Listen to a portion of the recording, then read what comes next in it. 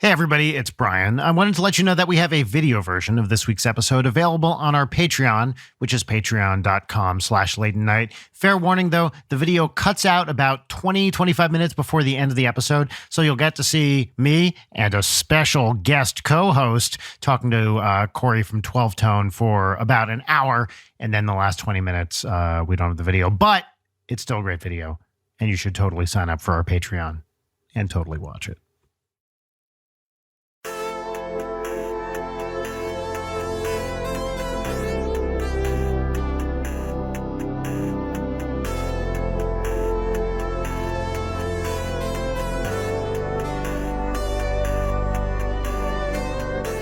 We're actually going to do a proper beginning to this show for once, because not only do we have an exciting guest, we do have a somewhat unusual combination today.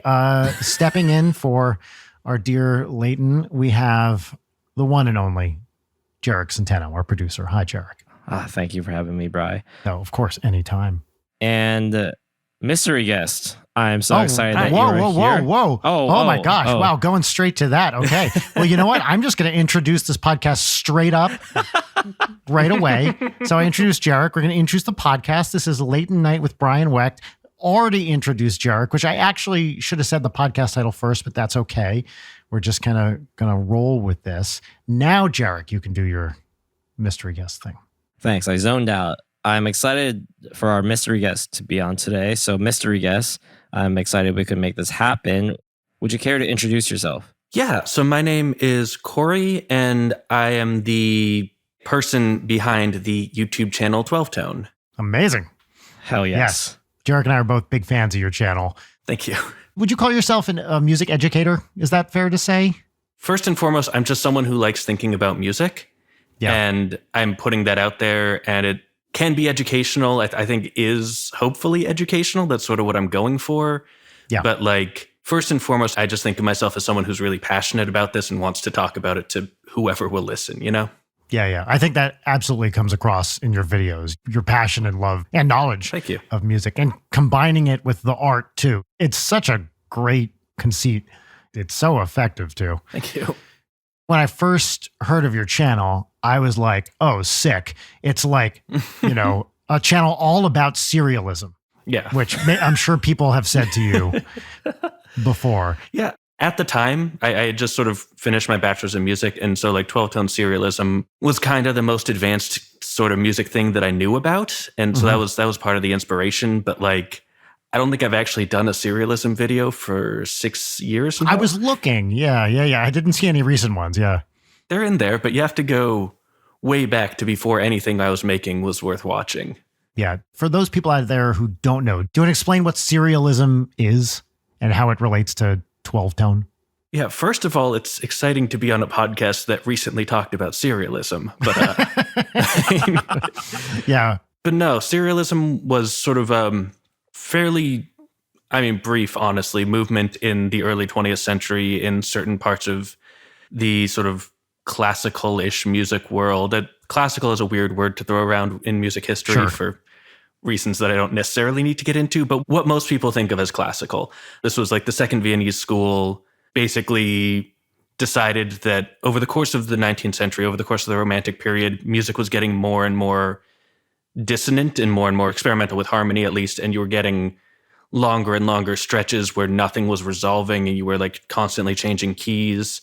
And so Arnold Schoenberg and the people he worked with had this idea of just like, well, what if we just did that?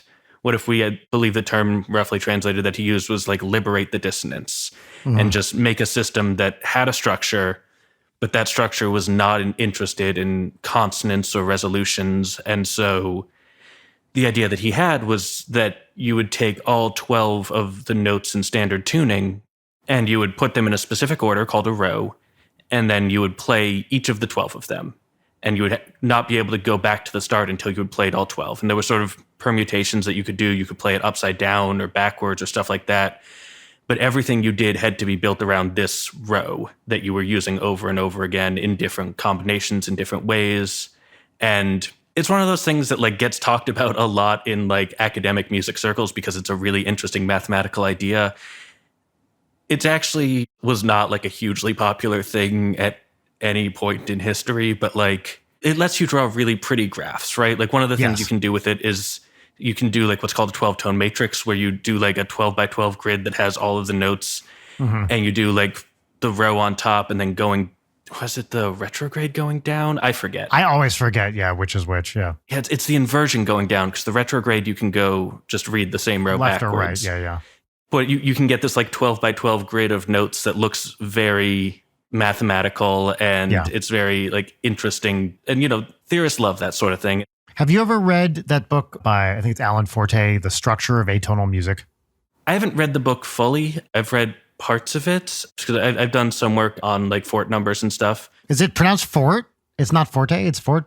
I got in trouble with this the first time I talked about him in a video. I didn't know about this. It's sort of similar to like the Robert Moog thing, where like you can always tell when it's someone's first time saying that name in public because they'll say Moog. But yeah, similarly, it's Alan Fort. To be fair, it's not my first time saying the name in public. However, it is my first time saying it in front of someone who knew what they were talking about. So, and I appreciate the correction. I screwed this up, and I got plenty of people in my like comment section as well being like, "Oh, it's Alan Fort." Okay, good to know.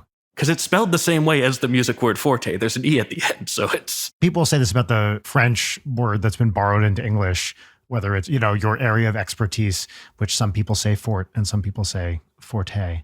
Yeah, I like that book because, you know, I'm a math person originally, and it's basically like a number theoretic music theory kind of description of the style of composition. I do think it's important to say with the serial stuff, although you can accurately say it wasn't very popular, it was for a long time considered the way serious academic composers write. Oh yeah, very influential. Yeah, very influential. And up until probably the 60s or so, you know, in between whatever it was, 1930 to 1960, if you wanted to be a PhD composer at a university or whatever, you needed to be writing serial music because that was considered what serious music was. Yeah, that's kind of why I instinctively sort of stressed that it wasn't actually as huge an impact. It's just like, because it was very impactful in the academic world. And I love the idea of serialism. As a music theorist, I love thinking about serialism. But like, I like listening to Rob Zombie, and I can't necessarily do Fort style, like musical set theory analysis on Dracula particularly usefully, you know? Yeah, well, I think like any system, it should properly be considered a tool you can use if you feel like it. And it's not right or wrong or better or worse. It is just a thing. And if you like triadic harmony, great, have fun. If you like serial stuff, that's awesome.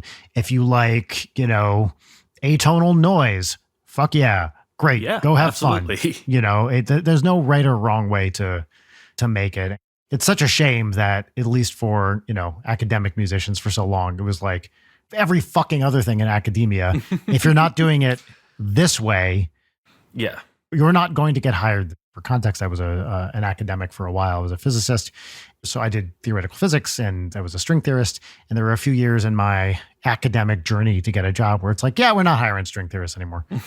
You know, now we're just hiring people who work on this thing this year. And especially in the humanities, I think it's even more faddish in terms of hiring. Yeah. I'm curious, Jark, do you have any experience with serial music at all? I don't. No. My classical music training ended in my senior year of high school. I didn't take my senior year of high school band seriously. You mean like concert band in high school? Yeah, concert band, concert and jazz band. But I was in concert band. I remember like visually like, not taking it seriously. I just remember never like playing during class, but just like shredding during the concert though. What did you play? What did you play in concert band? I played alto sax and jazz. Bro, as well. What? Hold on. Wait a minute. How have we not talked about that? Have we talked about this? I don't think we've talked about this. I think we have. Yeah, vaguely. Oh, wow. Brutal takedown. No, we've talked about this vaguely. The alto sax is like my first instrument. I totally forgot this. Yeah. Well, because I forget everything these days due to my advanced age. But I was sax and concert band all the way, for sure. Right. Mostly Barry. Corey, what are your instruments? I know you're a vocalist. Yeah. So my degree is in vocal performance. Also, like I suspect you're aware, you can't really get a degree in music in the United States without learning a little piano. Sure. So I have some background in that as well. I also took bass lessons in high school. At this point, I would say that I am much more a theorist than I am a performer of any particular instrument. Yes, a person after my own heart.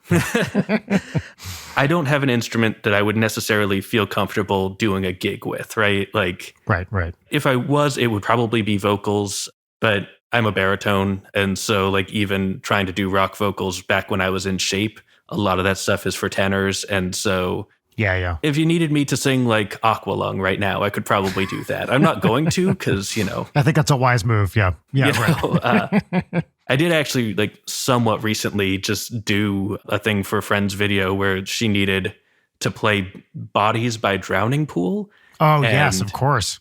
Wanted to avoid the copyright thing. And so just asked me to record vocals over a karaoke track. And so there is just a recording of me singing the opening part of Bodies by Drowning Pool on YouTube now. I just shared this with a friend who I couldn't believe hadn't seen it. The Parrot video, Yes. the Parrot version of this. I mean, a classic video.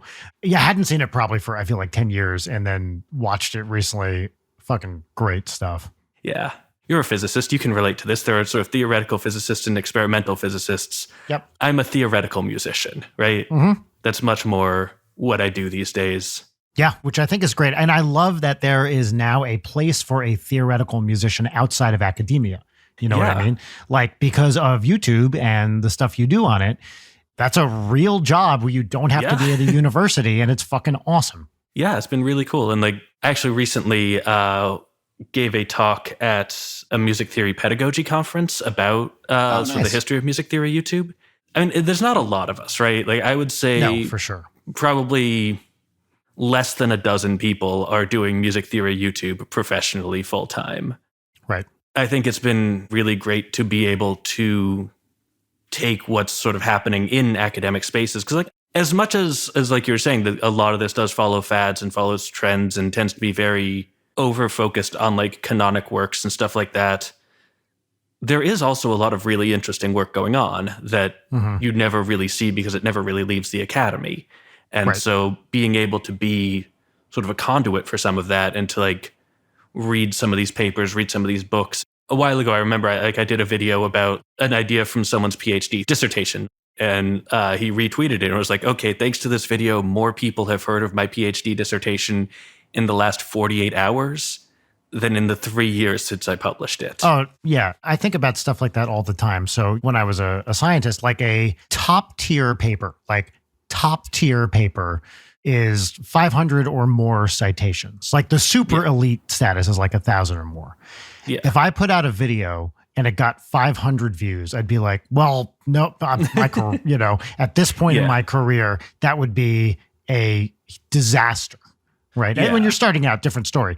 But once it's your job, Once it's your job, and I'm 14 years deep into a YouTube career at this point, if we put out a video and they typically get hundreds of thousands of views, whatever for my band, and we put one out and it kind of capped at 500, it'd be like something went really, really wrong. My point being not that our videos get a lot of views, but that the reach for a YouTube video is so much bigger than an academic paper. Are you so you're reading journals like regularly or semi-regularly?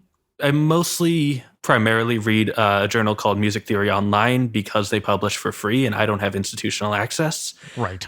If I see something in like Music Theory Spectrum that I'm really interested in, I might like reach out to a friend of mine who has access or whatever and like ask if they can send me a copy. But it's so much easier to look through a list of things where I can just click a link and be like, okay, I want that. Don't even get me started on like academic publishing and how expensive it is and what a fucking racket. It's a nightmare, yeah. It's one of those things that like, I think a lot of people coming into this are under the impression that, if they pay for the journal subscription or if they buy the article or whatever, they're supporting the author. They're supporting the person who did the work. Basically, none of that goes to the person who wrote it. It all just goes to the journal. So the more I talk to like academics, they're just like, get access however you want. We don't care. It's fine. A lot of people view academics as a pretty cushy job, which it certainly by many standards is. But what it also requires is for you to do an absolutely insane amount of unpaid labor including, for example, refereeing papers. Like, I don't think people appreciate that referees generally do not get paid. No. There was one journal that I refereed for, which would pay, but it was like a $20 a paper for something you're putting sometimes days of work into. It's really part of it, which is just an institutional, cultural norm, unfortunately. It's a complicated problem. And certainly as more and more academic positions become non-tenure track, and the ones that are tenure track are not even paid that well relative to the private sector, which whatever, that's a whole other fucking thing. It's a whole deal. Yeah. Okay. For those of you still listening who we haven't totally alienated with academic discussions, let's bring it back to some pop stuff, because a lot of your channel does do pop music, Yeah. I was watching, it was one of your videos from a few years back, like the top mistake songwriters make, or what's it called? Was it the surprising enemy of good songwriting? Was it that one? Something like that, where it was essentially trying too hard to look cool. Yeah.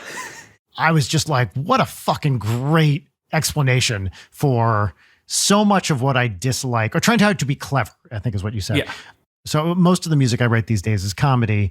And a lot of the stuff that I'm doing now, the trying too hard to be clever, is something that absolutely kills funny.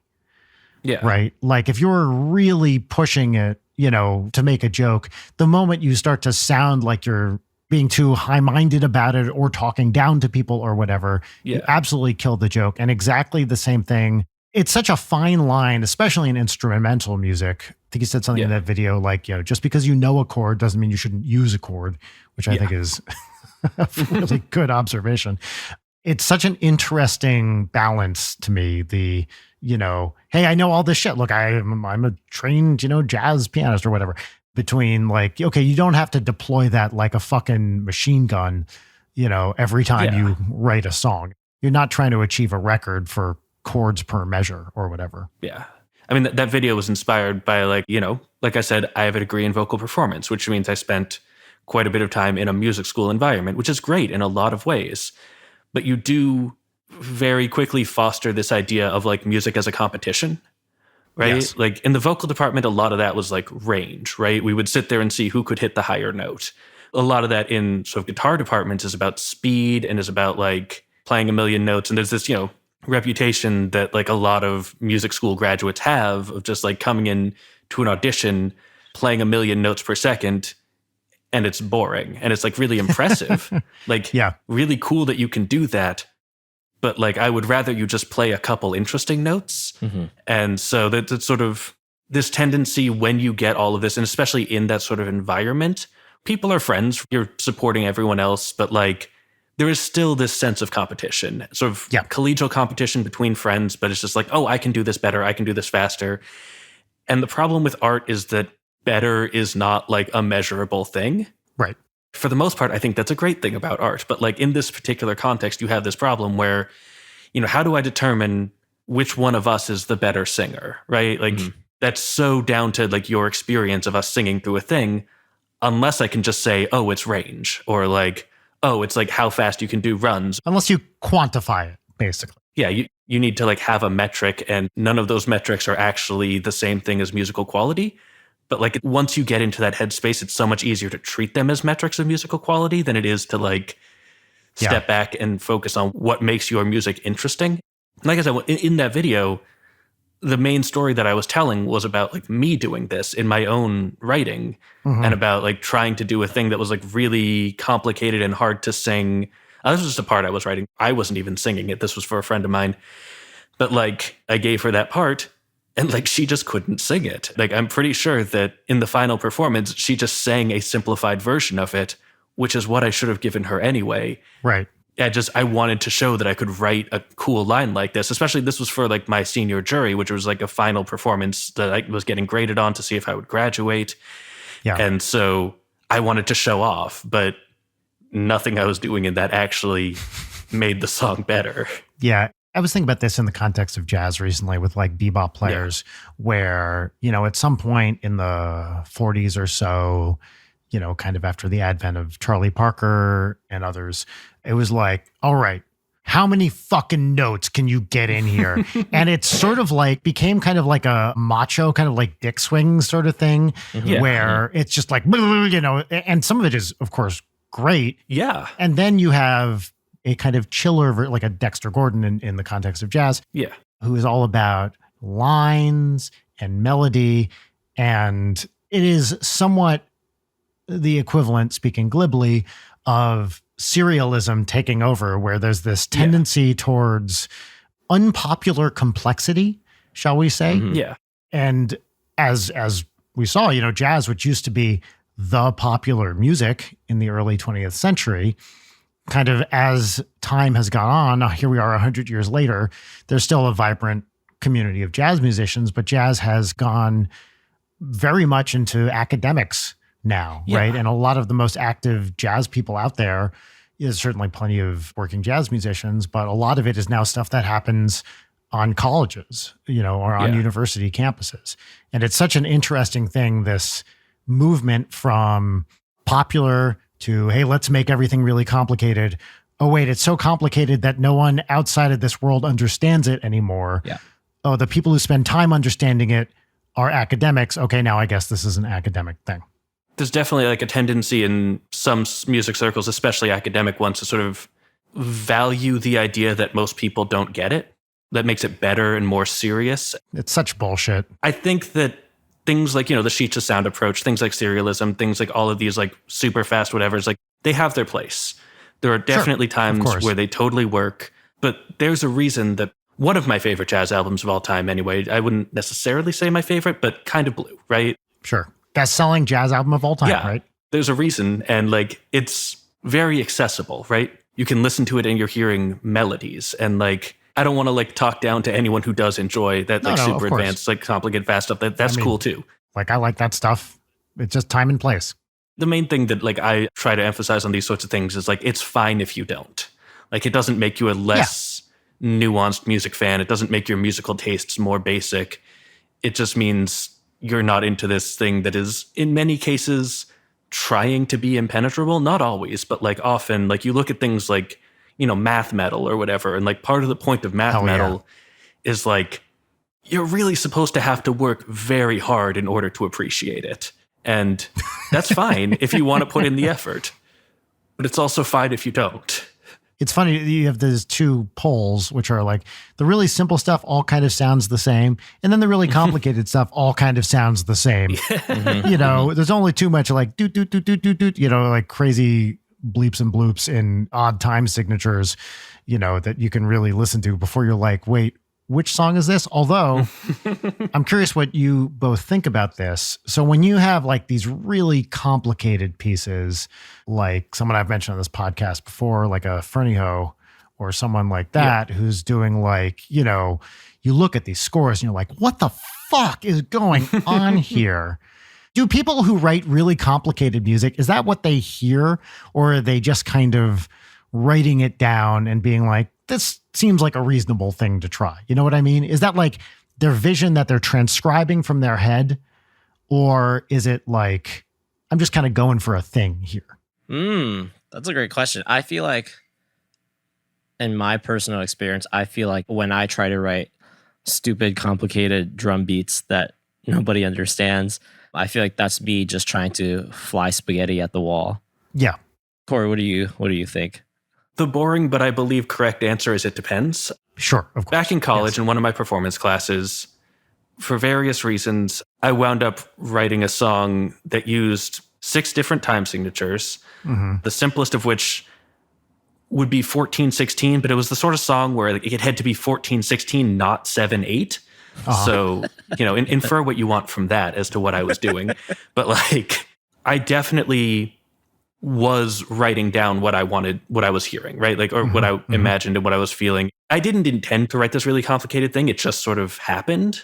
And so in that case, it was very much just me having a vision and that vision needing all of these different types of complexity, or really just the rhythmic complexity. The other stuff wasn't that complicated. Let's call that fripping.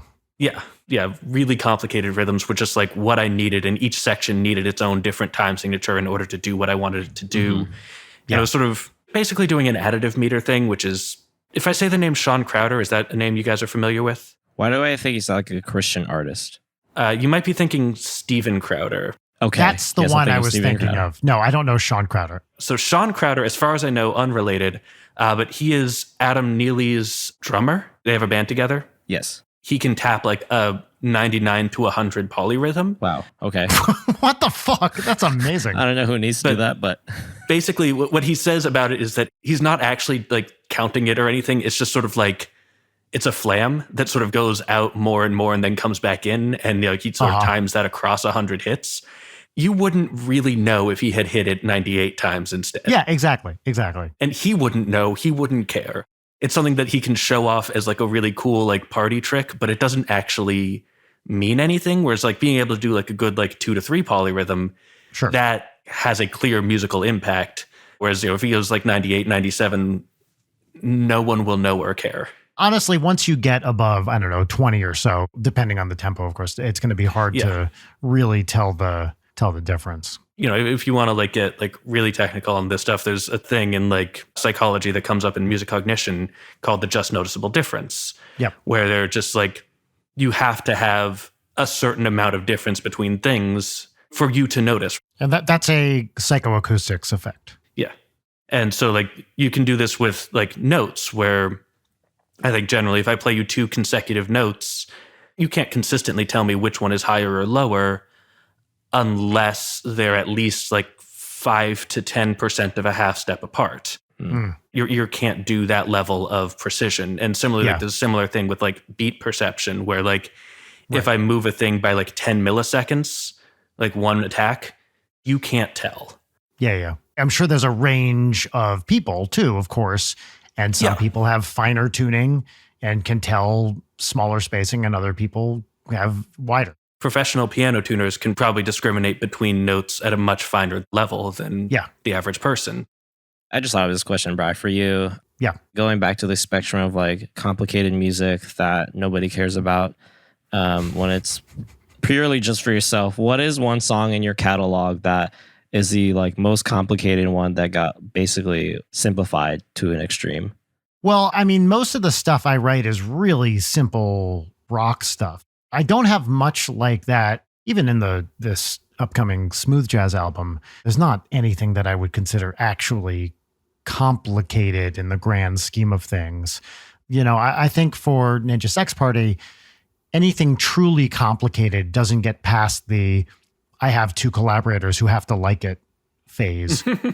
And honestly, I'm not writing in that style. Anyway, we have the one song that actually has like a little bit of a fainting towards math rocky kind of bridge, which is the Release the Kraken song, which is not actually complicated. It just has a bridge in 7/8, which ends with a measure of 6. Like it's nothing complicated. It's just not 4/4 rock like most of our catalog is. So I don't have a good answer for that, just because I tend not to write in that style. I did have a few things for the smooth jazz album, which were like, harmonically weird, but ultimately I was like, I don't know. It feels like it's too much. So I don't have a great answer because I just don't write like that. Yeah. This is a question for both of you. This question is inspired by another YouTuber's video, Nare Soul, where she was asking, what does cheesy or corny in music like mean to you? I feel like it's such a wide gamut. The only reason why I think about it is my brain just went straight to Kenny G. And as a saxophonist, every saxophonist I've came across besides you, Brian, has thought Kenny G is like off the bat cheesy. Oh, I agree with that. But why do people think like Kenny G is cheesy? And then what is your guys' spectrum that you would define cheesiness? I think cheesy is 99% production and 1% songwriting. A lot of it's probably relative. Yes. And definitely moves with time and perception, right? Like a lot of stuff that probably you would have written off as kind of corny or cheesy in, let's say, the late 70s, early 80s is now back in again because of precisely the production that was being used, sparkly synths and extended harmonies and, inappropriately used saxophones and things like that, that were very popular at a time and then became, look at this overproduced bullshit. And now are like, oh, actually, Michael McDonald fucking rules. And why did we ever think this was too much?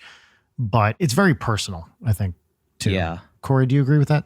I agree with you that a lot of it is sort of sounding dated, sounding like a thing that we used to do and is no longer popular. Because, a lot of the progression of art is in response to previous art. Sure. Basically, every artistic movement can be understood as a rejection of some component of whatever was popular previously. 100%. And so whatever that component is starts to become cheesy. I think the other thing for me that ties into that is that when it feels like you're doing a thing to sound generic and that and that I know that and you want me to know that I know that, as you get into those levels of just doing 1645 and I'm doing it because we all know 1645. There's still lots of great ways to deploy that sort of chord progression, but you get this sense that you're just doing it because that it will play to the cheap seats. Again, I don't want to get too into the sort of elitism, because I don't believe that you have to do complicated things in order to be interesting. Sure, of course, yeah. Mm-hmm. But when it feels like you're doing simple things and dated things and predictable things because you feel like that's just going to sell, that can wind up feeling to me fairly corny, fairly cheesy. It doesn't feel like this is your artistic vision. It just kind of feels like you don't have one and you're replacing it with, and which obviously is a judgment call on my part. I can never know an artist's mind. I am guessing. But if I hear something that just sounds extremely generic, I mean, when I think cheesy, I think Ice Ice Baby. Oh, okay. A lot of that is just okay, so you took the conventions of hip hop and Under Pressure. Yeah, and Under Pressure as well. But you took sort of a lot of the conventions of hip hop and dressed them up in a way that didn't really say anything. Yes. Right? And so that I think to me is sort of where it starts to feel corny or cheesy, where it's just you're not saying anything and you're not doing anything interesting enough to justify not saying anything. Yeah. Have we all seen the classic Vanilla Ice interview where he defends that it's different than Under Pressure? I haven't seen it. No. Oh, dude, it's the best. So I forget exactly what context this was. It might have been on MTV or something. Yeah. And someone's like, so I noticed that your song is very similar to Under Pressure. And he's like, no, it's totally different. Under Pressure goes, da, da, da, da, da, da, da, da, da, da, da, da, da. But Ice Ice Baby goes, da, da, da, da, da, da, da, da, da, da, da, da, da, ding, da, da, da, da, da, da. It's that ding at the end, which he's like, that's everything. It's from whatever that's 1992 or whatever it was. He eventually, I believe, bought partial rights to Under Pressure so that people would stop saying he copied it. I think, Corey, I like what you just said. Let me just say a thought I had while you were talking, which is that something that is truly novel could never be cheesy, right? Yeah. If there's something that is really new or experimental or weird is never cheesy, right? Yes. A lot of things you can say about Captain Beefheart. Cheesy is not one of them. Yes, that's exactly right. I put Captain Beefheart firmly into I have a category of music, which is my wife will tell me to turn it off. And so I actually had a tweet about this a couple of months back. I forget exactly how I phrased it, but it was something like, oh, great, date night. The perfect occasion for my Captain Beefheart /fish playlist, which is the, 10 minutes in, can we please listen to something else? Or can you go to your section of the house and listen to this crap? Because I don't need to hear Trey Anastasio on minute 16 of this 35-minute guitar solo. I could talk about Captain Beefheart for a while. There is a lot of Captain Beefheart stuff that I do like. And I tried to play it for my now 8-year-old when she was a little bit younger. Because I try to, in the words of Charles Ives' father, stretch her ears. And it works a little bit, but Captain Beefheart was too far. Ant-Man B was not her favorite song. You hit 2 points in my cheesy palette, Corey, when I think of cheesy shit. Just a chord progression that includes like 6 1 4 5 1 4 5, any of that variation. I played in my church's worship band in like high school, and so many of those chord progressions was like 1 4 5. Sure. But it's not to say that you can't have a good song with like a 1 4 5 progression. Yeah. And also, cheesy doesn't mean bad either. Right? Yeah. Cheesy can be great. Right. Absolutely. And I think the other thing too that like is probably like the most prominent to me is what you said about playing to the cheap seats. Like as a composer, I'll hear a lot of score and I'm just like the temp music or whatever the producers or directors wanted. Yeah. They were just like, oh, we want a beautiful piano song or like a big, heavy, like Hans Zimmer soundtrack. And it just doesn't come off well. It's like they grabbed their whole like toolbox of whatever, like Splice or Output or all these like companies like, here's how to sound like Hans Zimmer. And they just like bought all those sounds. Mm-hmm. Yeah. But yeah, I think it's just like playing to the cheap seats. Temp tracks are a really interesting example with this, and sort of reminds me a lot of people when they're watching Netflix will just put it on as something to watch in the background while they clean the house or cook dinner or whatever. And a lot of Netflix shows are made on that assumption that that's how you're going to be watching it. They aren't built to reward deep engagement, which, deep engagement can happen in a lot of ways, right? A lot of my favorite songs play 4-chord loops for the entire thing. Sure. When I pick the songs I'm going to analyze, I like do that via poll on my Patreon. And like I'll pretty regularly get people being like, I like this song, but I don't think you can find anything to talk about, so I'm not going to vote on it. And that has never once been true. Every song that I care enough about and I enjoy enough to put on the poll, I can find plenty to say about if I look deeply. If you have heard of that song, there's a reason you have heard of that song, right? So there's going to be something. Yeah.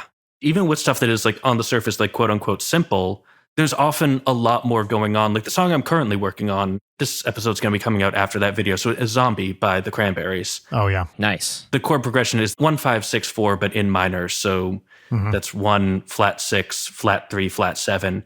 But like, if you actually look at the voicing she's playing, it's not that. She's sort of doing some really interesting stuff with the chord voicing. In the intro, at least, she's leaving the E and B strings open to ring over all of them. And so when she gets to like the D major at the end, you get this thing that's like, is technically like D major, but it's actually this like weird jumble of notes that sounds kind of like harsh and dissonant. And like, it's really cool. But like, when I put it on the poll, I got someone be like, oh yeah, it's just a classic, like 1 flat 6, flat 3, flat 7. What are you going to have to say? And I was like, I don't know. We'll see. Yeah. But there's always something, is my experience. If you really like the song and you enjoy this and it means something to you, there's going to be something. This reminds me of one of my favorite bands from Canada. They're called Always, Alvvays. And I always look to them as like kind of a mixed reference. One of their biggest songs is like Marry Me Archie, but it's just like straight up D major, G, and like C.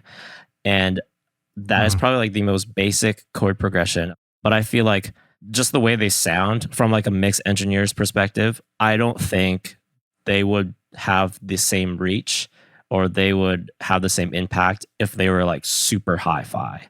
Sure. Yeah. That makes sense. These things sounded like they were recorded on somebody's like 4-track cassette or like iPhone.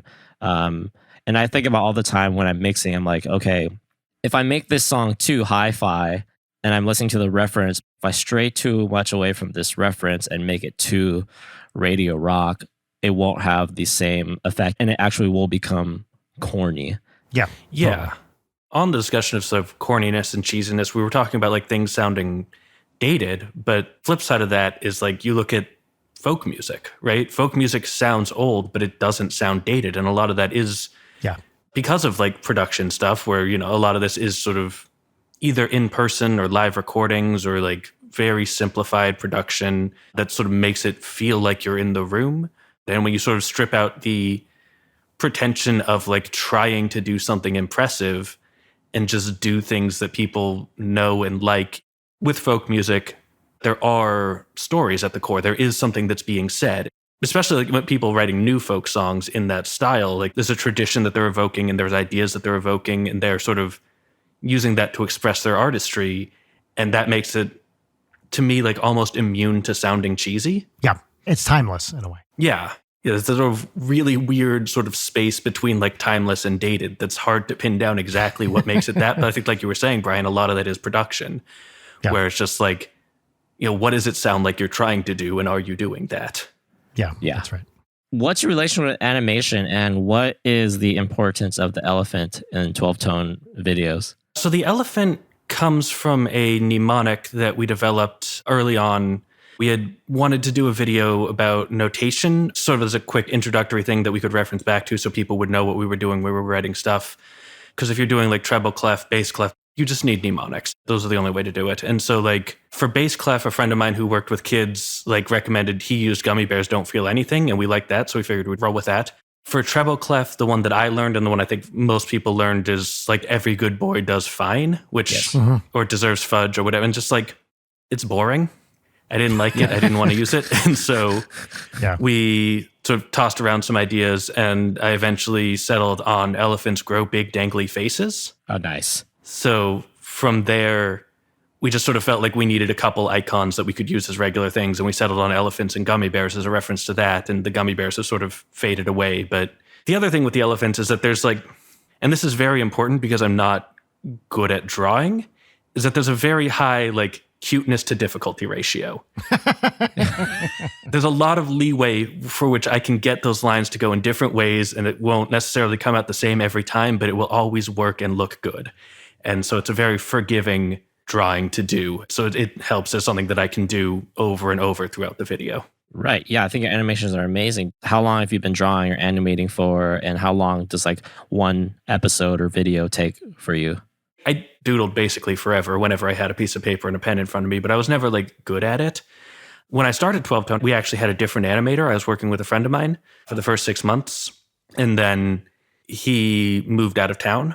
But at that point, it was either like I had to either take over or I had to stop making 12-tone. And I liked making 12-tone, so I figured I'd take over. And you go back and look at that early transition, the drawings are not very good. But like really, in terms of like how long I've been drawing, I would say seriously, roughly since I took over drawing for 12-tone. Anything that I do at this point is skills that I developed over the 7 or so years that I've spent animating. Yeah, close to 7 now. Wow. And then like lastly, how long does it take you to make one video? The drawing, typically these days, I do it all in one take. That's important for the aesthetic. I was curious. It looks like that. I was curious about that. Yeah. Yeah, there is some leeway. When I'm changing pages, there's enough visual motion that I can probably like sleight of hand onto a different shot if I really need to, but it looks so much better if I don't. Yeah. But that is typically about 4 to 5 hours straight, just like sitting in a chair drawing. That's discipline. I used to do it in just like the dining room IKEA chair that I had.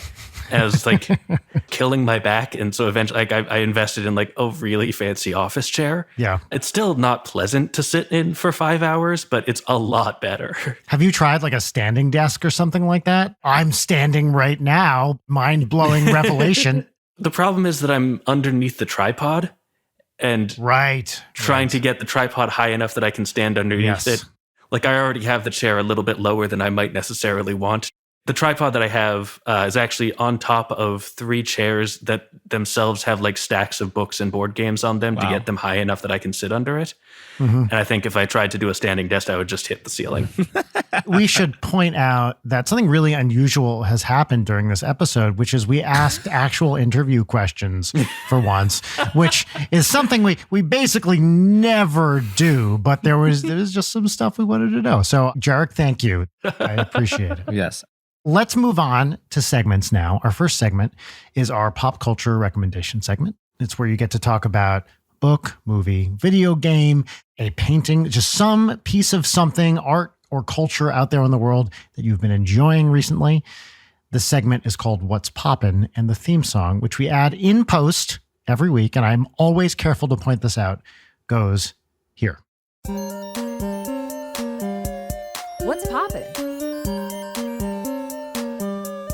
What's poppin'? Great. Now, Corey, I want to ask you, had you heard that song, what would you have thought about it? Oh, I would have thought it was great.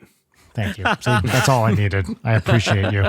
Huge theoretical fan. That's right. It's even more appropriate for this episode because in theory you heard it. It's like a lo-fi beat to hang out with, basically. Great. Exactly. Perfect. I love it. Jarek, why don't you start this week? What's popping? Yeah, what's popping with me is I am about 3/4 of the way through HBO's and or Hulu's Abbott Elementary. Oh, is it rad? Everyone loves it. Yeah, so created, directed by Quinta Brunson. Everybody might know Quinta Brunson from BuzzFeed from Yep. back in the day. I love it. It's a mockumentary, so it's very akin to like The Office or Parks and Rec.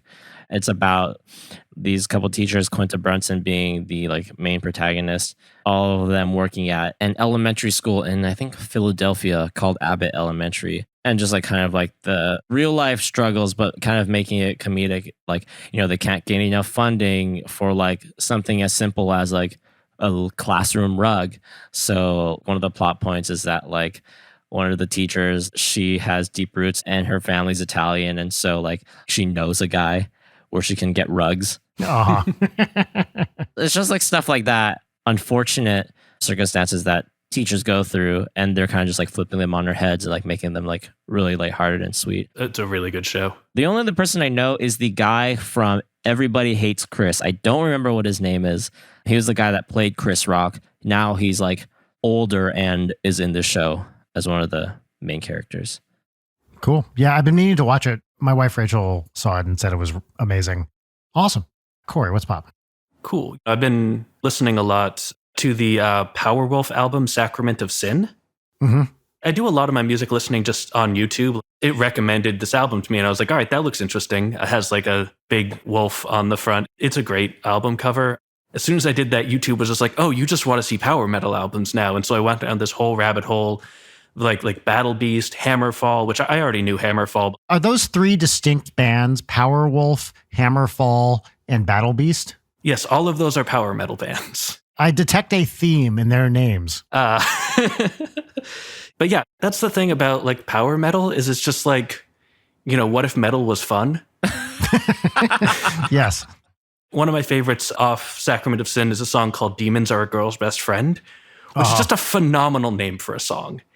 It's so good. And they did another version with, I want to say, Alyssa Whitegloss, the lead singer of Arch Enemy. The music video for that is incredible. I would listen to the original song first, but I would then look up the music video with her. It's great. This album cover is bananas. I often find this with like metal that's in English from bands who aren't from English-speaking countries. Like I don't know whether these are like native English speakers, fluent English speakers, whatever, but they are German. Yeah. And like so often in those sorts of situations, like the lyrics, they don't necessarily stand up to the most scrutiny in terms of meaning, but it seems like what they're doing is just like picking all of the coolest words, right?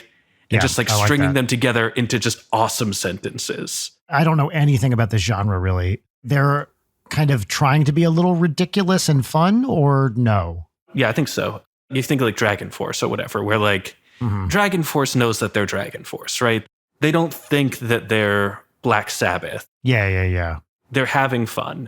The best example, this is like another band that I've been listening to, and this is like a bonus media recommendation, is Van Canto. Are you guys familiar with Van Canto? No. I am not. So Van Canto is an a cappella metal band. Mm-hmm. They have drums. Metal drums would be a big ask for a beatboxer. Yes. Exactly. I was going to say. Yeah. They do have a drummer, but everything else is a cappella. If anyone's interested in that, I would recommend the album Break the Silence. It has a similar sort of vibe of just like, I am confident that they know that what they're doing is very silly, but they also know that what they're doing is awesome. Yes. I assume from the work that you do, Brian, that you're aware that things can be funny and awesome at the same time. Correct. That is literally my goal. Yes. Yeah. You see this a lot in power metal where there's just like full commitment, even though they know it's goofy. They just don't care, and that makes it so that they own that to an extent that like you can't help but get into it too. I love that. With both Powerwolf and with Van Canto and like I think Battle Beast and like really any good power metal band, I can laugh about this in theory, but when I listen, I'm banging my head. Like this is awesome. It sounds great. That's like, awesome. That rules. the fact that this is silly has not stopped this from also ruling. Yeah. Yeah. Awesome. Brian, what's poppin'? What's popping for me is, I believe this is a first for me. This is a TikTok account that Jim Roach, mine and Jarek's mutual friend / collaborator, introduced me to. You guys might know it. It's a popular one called There I Ruined It. Do you know this one? Oh, yeah. No. Okay, so what this person does is basically mashups, but mashups will take the backing track to one song and then the vocals from a different song, but melodyne tune the pitches of the vocals so that it's the original vocal melody from what the backing track was on. So I talked about this semi-recently in a mini episode with Layden. There's a million great examples here. Let me just pull one up real quick so you can tell. I'm going to play one where this person, I don't know anything about their identity, took the classic Mario Brothers theme and did Lose Yourself to the original melody.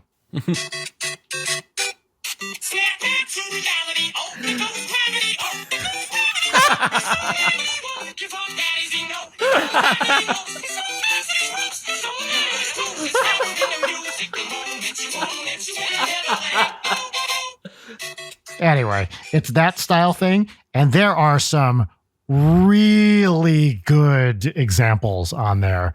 There's quite a few videos on there. It's very well produced and very funny. And occasionally there's just like a combination where you're like, what the, like, that's a really good one. But yeah, I love it. It's so much fun. That is hilarious. Cool. Okay. We're going to move on to our next segment and indeed our final segment now. Jarek, do you want to introduce this segment? Yeah, this segment is called Peaches and Lemons. It is a gratitude exercise. We will do 1 lemon and 3 peaches, 1 lemon. It is a shitty thing. It can be a really big or small shitty thing. And same with the peaches. It could be a really grandiose thing or a really tiny thing that has happened to you as of late. Yes, absolutely. So 3 peaches are good things. 1 lemon is a bad thing. Theme song. Theme thong. It's like the thong thong. Theme song goes here. Peaches and lemons. Peaches and lemons. I'll start. We're all going to do our lemons first. I'll just say my lemon is editing video. Yeah. We've all done it. I'm not good at it. I manage. The struggle is real. You know, when it's going great, it's going great. And then when, say, your audio track gets desynced from the video for whatever reason, and you don't know why, and you spend hours wrestling with it, it is less fun. So let's just say I love this podcast and I'm happy to put in the time. But occasionally the video is more of a chore than I would like it to be. That is my lemon. I can go next with my lemon. My lemon is that I have been carless for almost 2 months at this point, or maybe a month, a solid month. Let's just leave it there. It's a lot to unpack. Not by choice is the point, right? Not by choice. You're not one of those I don't even own a TV type guys. You want a car. I want a car. I don't own a microwave, Wow. but I do want a car. I own a TV.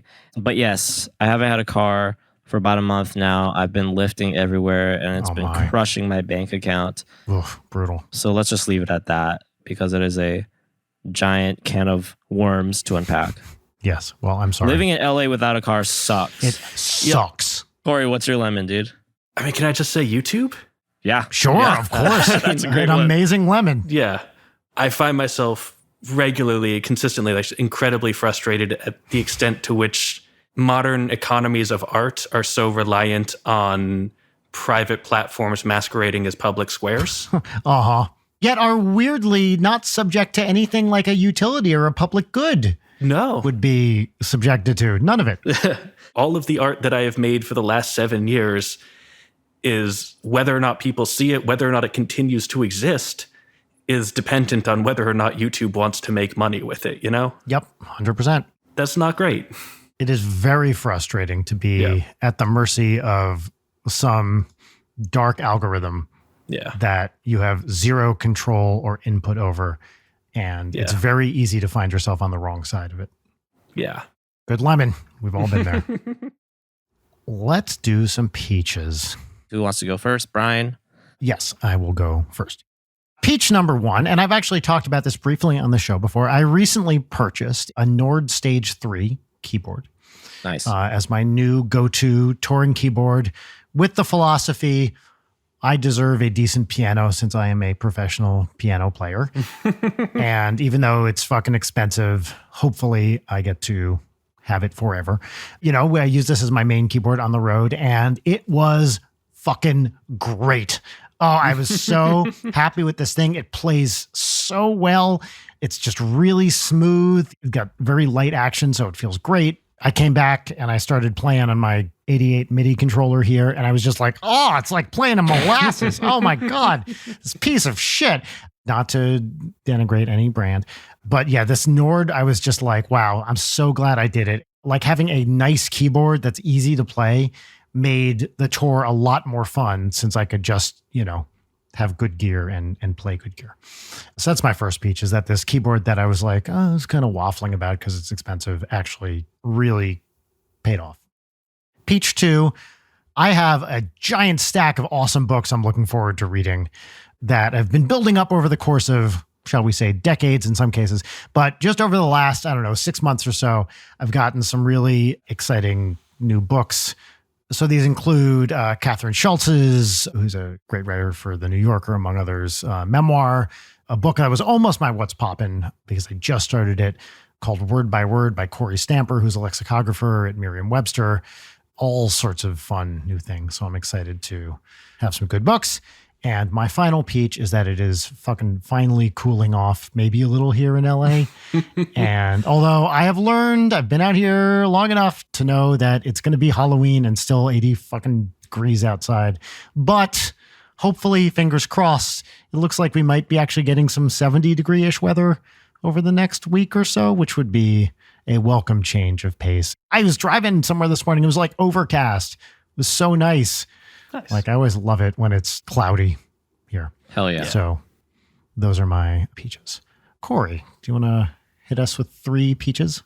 Sure. So first one, I've been doing YouTube as my job for a long time, and I've always been kind of uncomfortable with the idea of doing sponsorships on my work. Like, I've done them, right? Like, I have bills to pay. Yeah.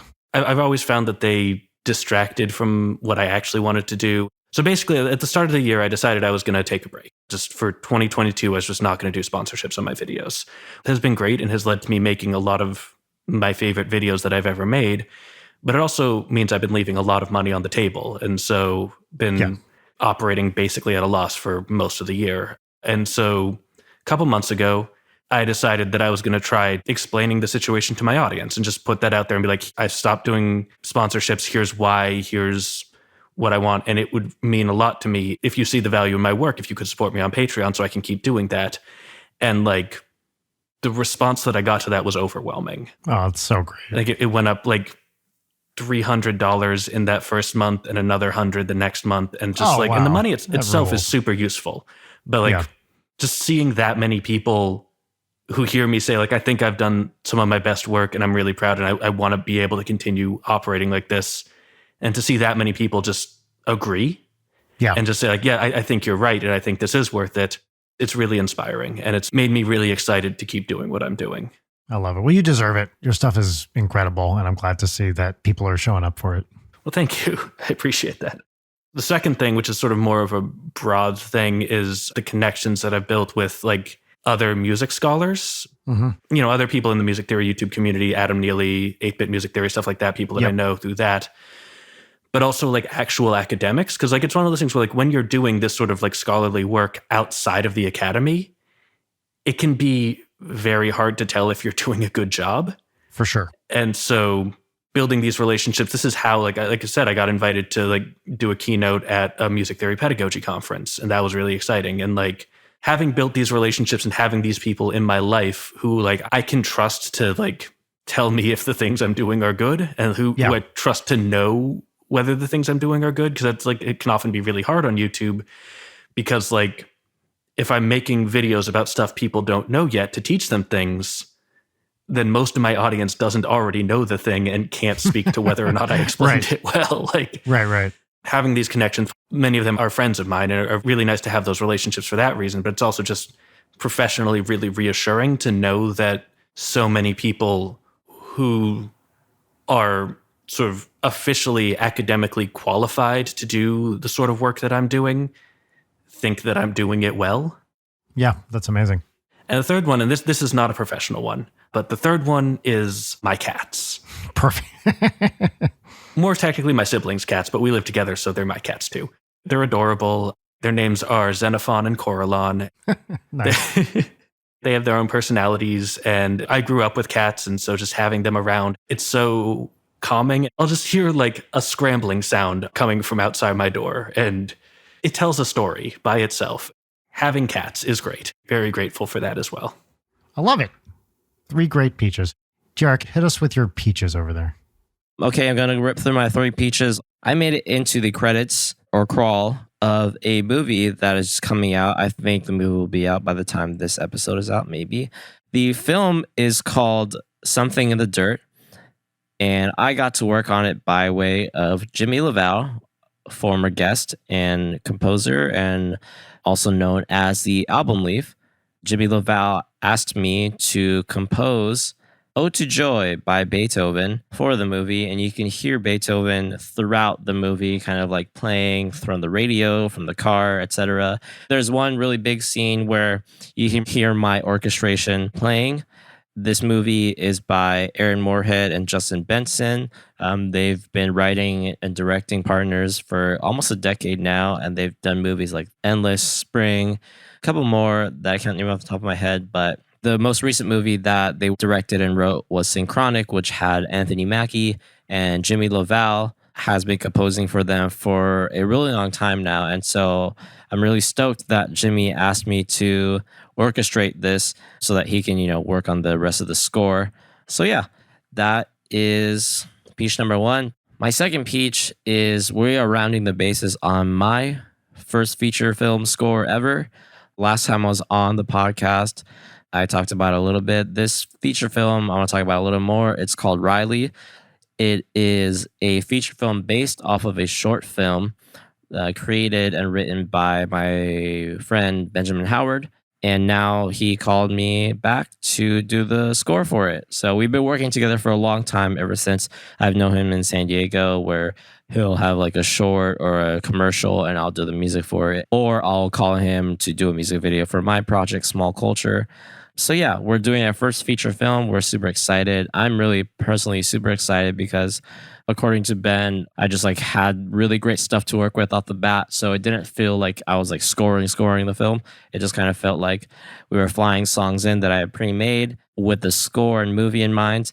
And we just tweaked it accordingly. I wrote a couple new songs for the movie, but overall it was based off of this one song that I had. And I kind of kept revamping it until, we found stuff that would stick in the movie. So yeah, that's my second peach. And my third peach is I get to see NSP live for the first time ever when you guys play in LA. I've technically seen NSP live if you consider the recording for the acoustic record that y'all have. But yes, this will be my first time seeing NSP live. So those are my peaches. Jarek, incredible peaches, one and all. Everyone a triumph. I'm so proud of you. Corey, thank you so much for taking the time to be here. Again, we're really big fans of your work. Layden, sorry she couldn't join today because she also loves what you do. I'm so happy to talk to you. And I kind of like you were talking about, it's so great to see the sort of stuff that you do, the music theory on YouTube. It's something I love and you do it so well. So thank you for being here. Thank you so much. And thanks for the invite. This was a lot of fun. Where can people find you? YouTube is the main place. I was going to say 12-tone videos, but YouTube is just where it's just 12-tone. But on Twitter, it's 12-tone videos because 12-tone was taken in 2013. Yeah. Makes sense. Yeah. And they haven't posted since then. So maybe a little bonus lemon there. But no, mostly active on YouTube and Twitter. I do also have my own podcast, which I suppose I should probably shout out. Yes, please. It's called Ghost Notes. It's with Noah from Polyphonic. Cool. And he and I just, talk about music. We've been doing it for a couple of years now. It's been really great having that space to just sit down like this with someone who thinks a lot about music like I do and just talking about music and seeing where that takes us has been really cool. And so it's on all podcasting platforms. It's produced by Nebula, so they get the episodes a month early, but then it goes everywhere else. So if you don't have a Nebula subscription, you can just listen to it on Spotify or Apple or wherever podcasts go. Perfect. Well, everybody, thank you as always for listening. Now, normally Leighton Night, I actually called her Leighton Night. Normally Leighton would do the sign off at the end of the show, but I'm going to do it this week. And far be it from me to belabor the end of anything. I would hate to drag this out longer than absolutely necessary, because we've used so much of people's time already. Honestly, we're doing them a favor by having these awesome discussions and making them public. So what I consider what we do to be a public service. And certainly this was a super fun week for me personally, because we got to talk about music and music theory and all that stuff. And I would never want to take advantage of people's generosity or use up any more of their very little free time. We're all busy. We all have stuff going on. I would hate to be that person who shows up at the end only to waste people's time. My number one rule, as anyone who listens to this can verify, is that you have to be respectful of others' time. You have to be respectful of their patience, and you have to be respectful of what they bring to you. When they visit you, they are a guest on your podcast. All our listeners, I think of them as guests in my home, and I would never want to use up their generosity. So with that in mind, let me end this quickly and quietly and just say to everybody, thank you so much for listening. Sorry. Oh, I meant listening. Of course, I mispronounced that word. You know what I mean. It's not listening, it's listening. I don't need to tell you that. But occasionally I do have, I'm working on my diction. I could talk about that a little bit too. But I do want to thank everybody for listening. Silent T, I almost said listening, which my 8-year-old I think would think was very funny. But everyone, thank you so much for listening. And just as a real quick sign off, so not to waste your time any further, thank you. Cool. Thank you. Great. Okay. Bye. Leighton Night is produced by Brian Wecht, Leighton Gray, and Jarek Centeno. Follow us on Twitter at Leighton Night, on Instagram at Leighton_Night, or email us at leightonnight@gmail.com.